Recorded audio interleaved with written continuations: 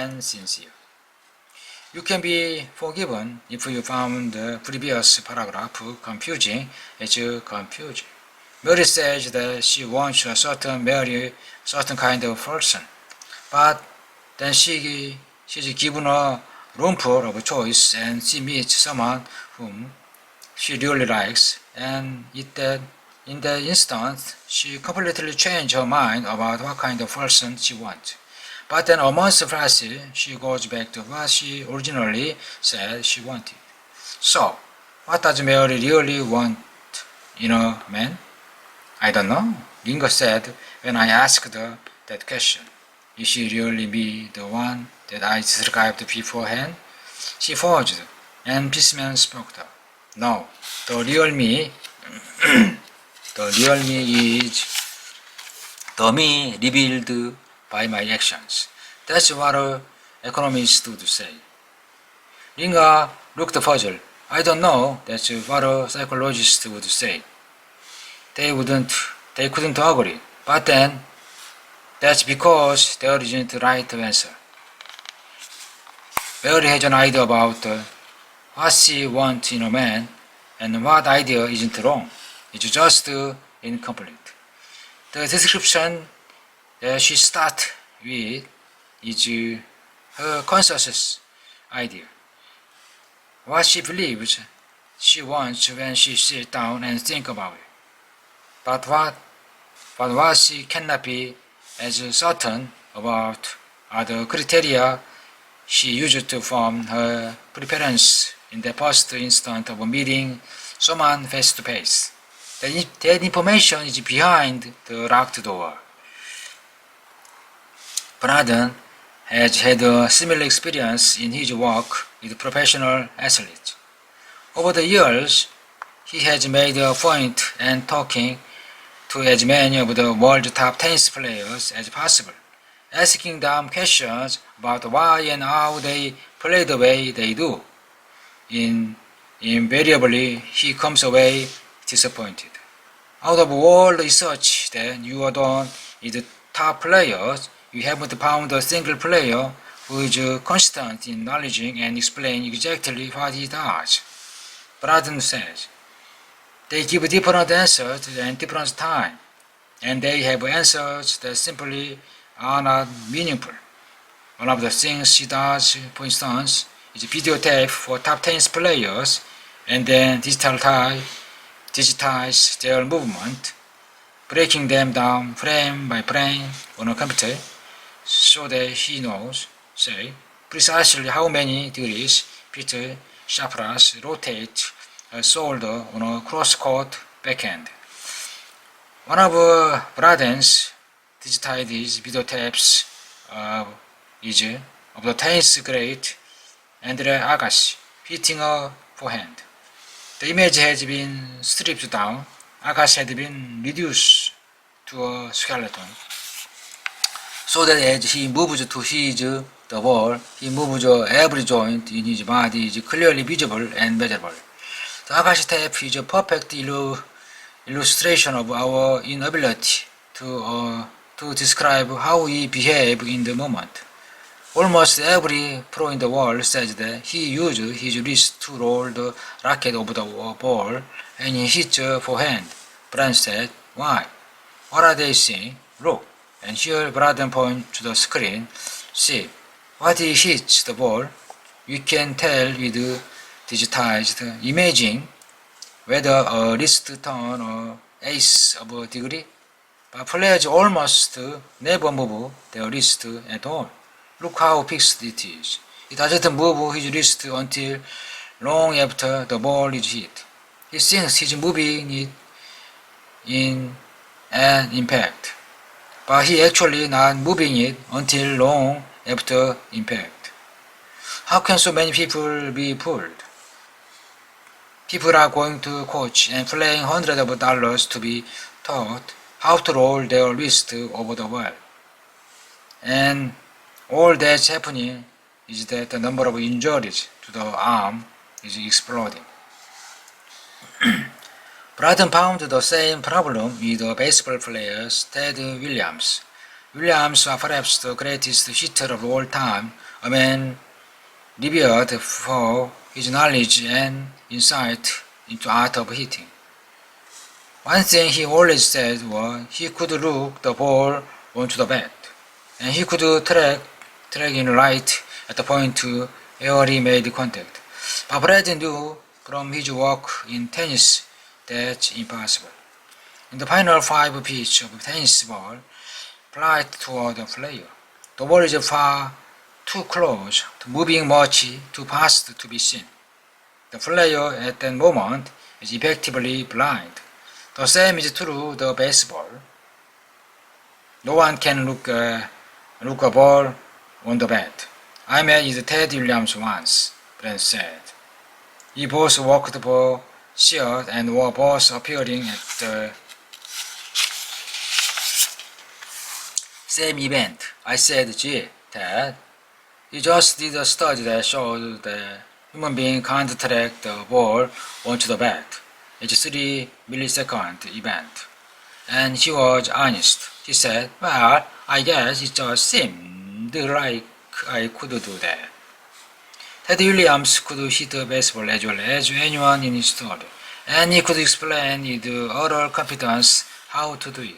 But his explanation did not match his action, just as Mary's explanation for what she wanted in a man did not necessarily match who she was attracted to in the moment. You have, as human beings, a storytelling problem. You are a bit too quick to come up with explanation for things we don't really have an explanation for. Many years ago, the psychologist Norman R. F. Mayer hung 2 long ropes from the ceiling a room that was filled 2 kinds of different tools, objects, and furniture. The ropes were far enough apart that you held the end of the one rope in. You couldn't get close enough to hold the other ropes.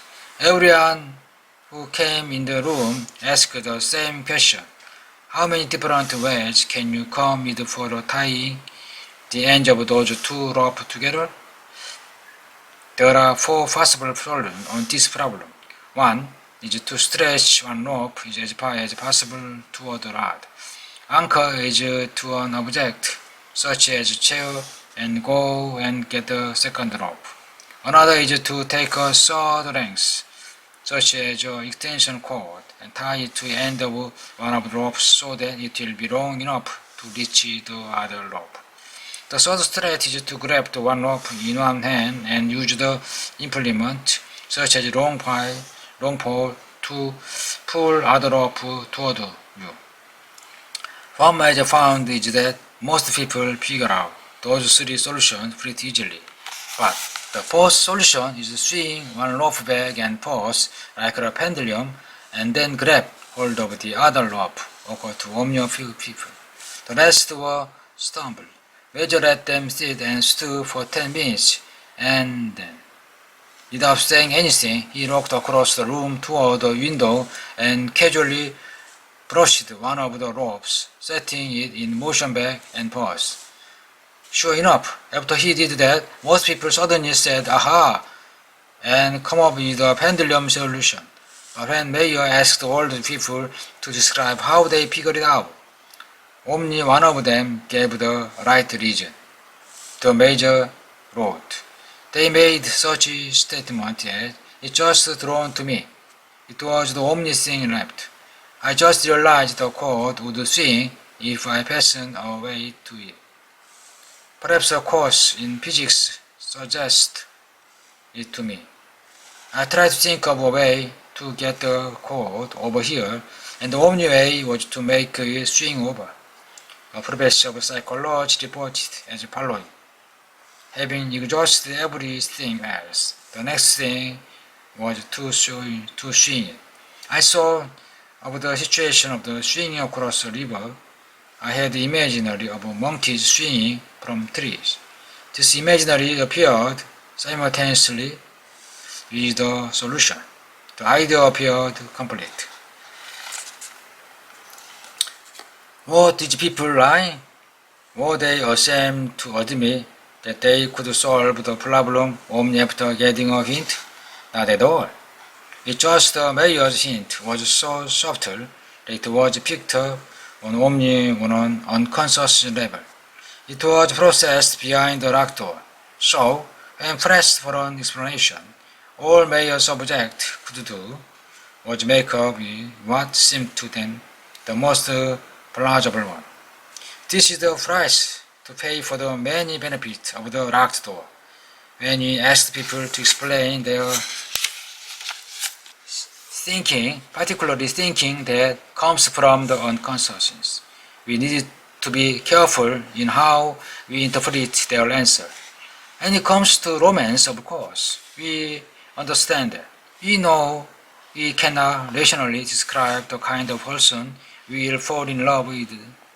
That's why we get on date, to test our theories about who attracts us. And everyone knows that it's better to have an expert show you, and not just tell you how to play tennis or golf or a musical instrument. We learn by example and by direct experience because there are real limits to the adequacy of verbal instruction. That in the other aspect of our lives, I'm not sure we always respect the mysterious of the locked door and the danger of the storytelling problem. There are times when we demand an explanation, when an explanation really isn't possible, and as well explore in the upcoming characters of this book. Doing so can have serious consequences. After the O.J. Simpson verdict, one of the jurors appeared on TV and said with absolute conviction, race had absolutely nothing to do with my decision. Psychologist Joshua Anson said, but how on earth could she know that? One my research with prime race and test performance and bound research with interrupters and various experience with ropes shows is that people are ignorant of the things that affect their action. Yet, they really feel ignorant. We feel to accept our ignorance and say, I don't know, more often. Of course, there are a second equally valuable lesson in the mayor's experiment. His subject was stumped. They were prostrate. They were sitting there for 10 minutes, and no doubt many of them felt that they were failing an important test, and they had been exposed as stupid. But they weren't stupid. Why not? Because everyone in that room has not one mind, but two. And all the while their conscious mind was blocked. Their unconscious was scanning the room, shifting through possibilities, processing every conceivable clue. And the instant it found the answer, it guided them, silently and surely, to the solution.